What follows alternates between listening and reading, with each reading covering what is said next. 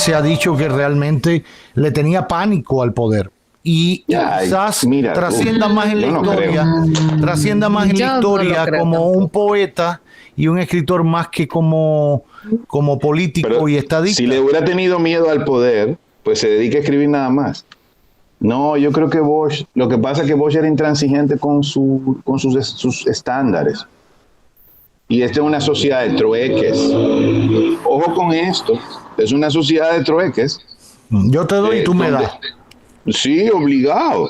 O sea, a nosotros no nos educan ni que para servir y dar sin esperar. ¿Dónde está lo mío? Pero Bosch no razonaba eso, de lo mío, no que mío.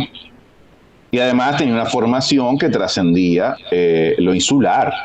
O sea, era un eje continental. Tenía una visión latinoamericanista, como en la época, como sus pares. Betancourt, Figueres. O sea, eran demócratas con una concepción bien amplia de lo que significaban las instituciones. Demasiado avanzado para su época, para el año 60. Quizás, si hubiera estado hubiera gobernado los 80, 90, probablemente le va mucho mejor y no le dan el golpe. Es más, si la Unión Soviética no hubiera existido, probablemente el golpe no hubiera existido. Porque los norteamericanos hubieran impedido el golpe de Estado. Porque el golpe de Estado, en el nombre del comunismo, que es una de las cosas que más se le debe acusar a los golpistas, además de interrumpir la democracia, ese golpe de Estado se da en el nombre de evitar el supuesto comunismo. Sí. Pero Bosch no era comunista, se lo demostró a Láutigo García en el debate. Claro. Y no en el debate, sino en su formación, que después se hizo marxista luego, pero marxista intelectual. O sea, en su producción intelectual. Pero aún así todo eso se cuestiona. A Bosch le tendieron muchas trampas y yo creo que él cayó en algunas. Ya me parece algo clave, Roberto, que le pasó a Bosch y le pasó a Allende.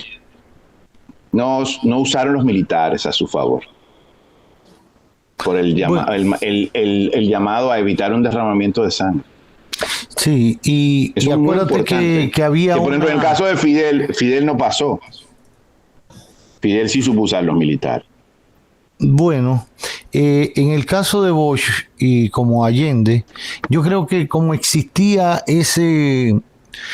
esa triste realidad en América Latina de los gobiernos militares, Stroessner y todo lo que había en América Latina, Brasil, Argentina, hablar de Centroamérica, Videla, el tema de recurrir era como que daba urticaria, ¿no? Decían, concho. Ahora, en el caso de Fidel Castro, primero hizo una revolución, se subió a una montaña armado. El ejemplo de subirse y enfrentar uno de los mejores ejércitos armados del continente hizo que los propios militares batistianos o que estaban del lado de Batista, que era el gobierno en ese momento, se desmoralizaran y muchos se pasaron a la fila de los rebeldes.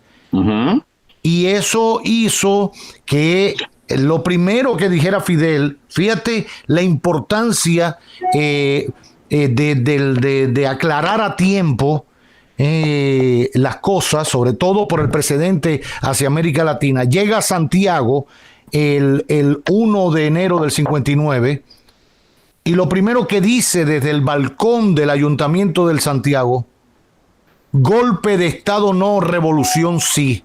Sí, claro. ¿Por qué? Porque la experiencia hasta ese momento, la misma que había hecho Batista y otros anteriores y en el resto de América Latina, era que los militares daban golpes de Estado.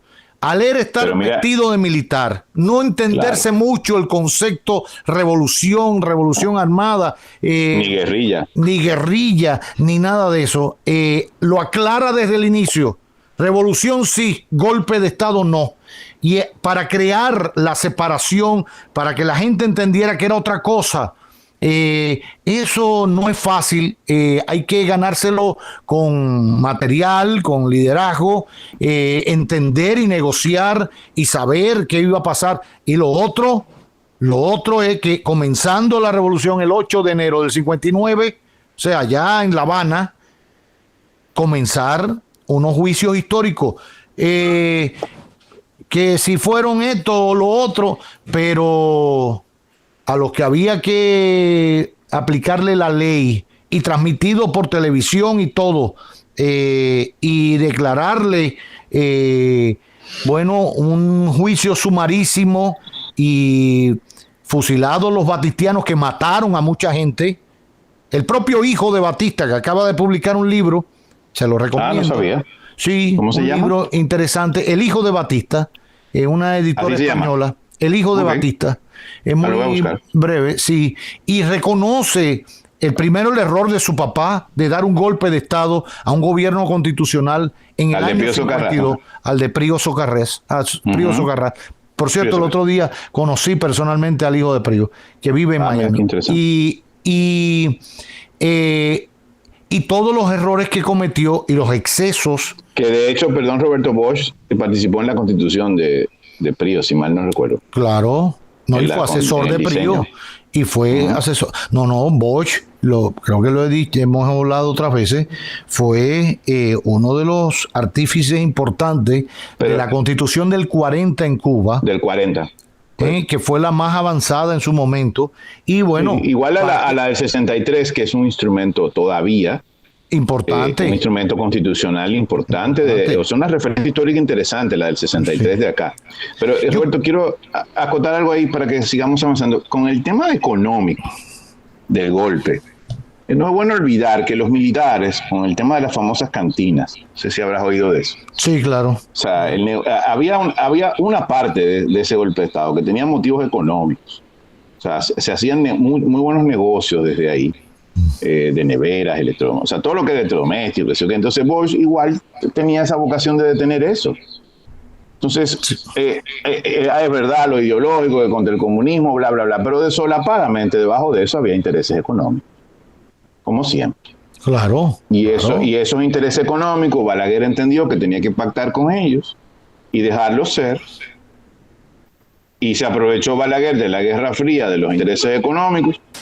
Hay un libro interesante, precisamente de un señor apellido Bosch, Brian Bosch, que Bernardo Vega lo tradujo al español, si mal no recuerdo, se llama Balaguer y los militares, algo así. Que debe estar en Amazon, lo recomiendo. Ese texto de Brian Bosch. Ese texto explica todos los conflictos entre militares, pero Balaguer coexistió con ellos. A diferencia de Bosch, los puso a convivir a pesar de los conflictos y los puso a enriquecerse. Jamás Bosch podía permitir algo así. Claro. Y esos militares trujillistas, que luego dejaron de serlo para ser balagueristas, pues igual lo que le interesaba era básicamente alimentar, o sea, acumular fortuna. Entonces Bosch no iba a permitir nada de eso. Y esos sujetos no entendían de institucionalidad. Ni de respeto al orden civil, ni nada. Eran lo que le llaman en otras partes de Latinoamérica gorilas. Exacto. Y se comportaron como tales, como gorilas. Y un sector de la oligarquía dominicana, de lo que le llaman clase media alta, sangre azul, se aprovechó de eso.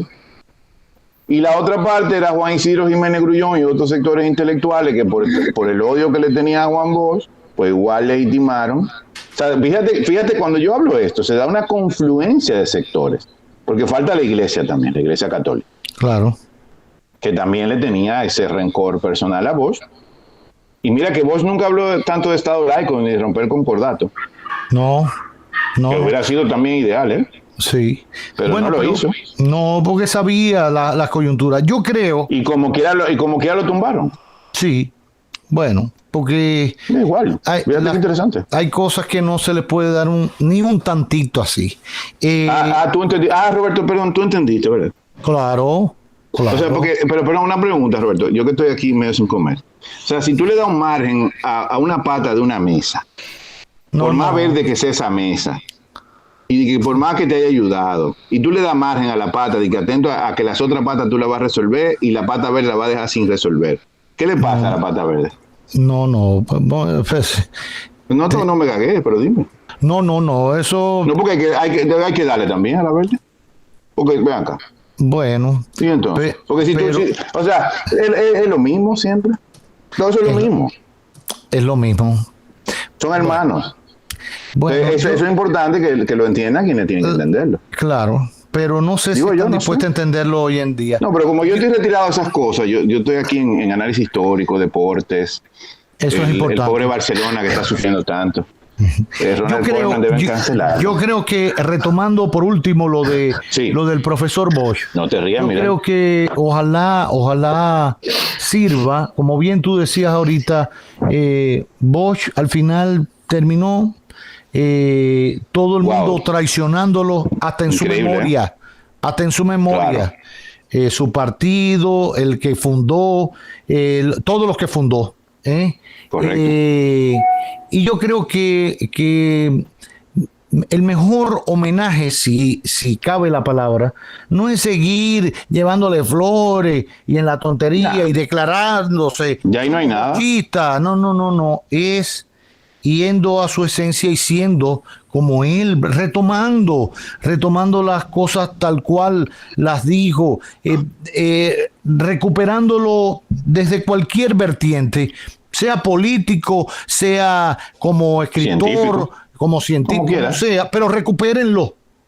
Porque no es que recupérenlo para no dejarlo perder, porque entonces ¿de qué valdría seguir cada vez que viene una fecha, el 24 de septiembre? Volvemos y decimos y el golpe, pero si no aprendemos de esos hechos históricos que nos son cercanos, no es que invadieron Granada, que fue en el 83. República Dominicana tiene el lamentable mérito de haber sido el único país invadido dos veces.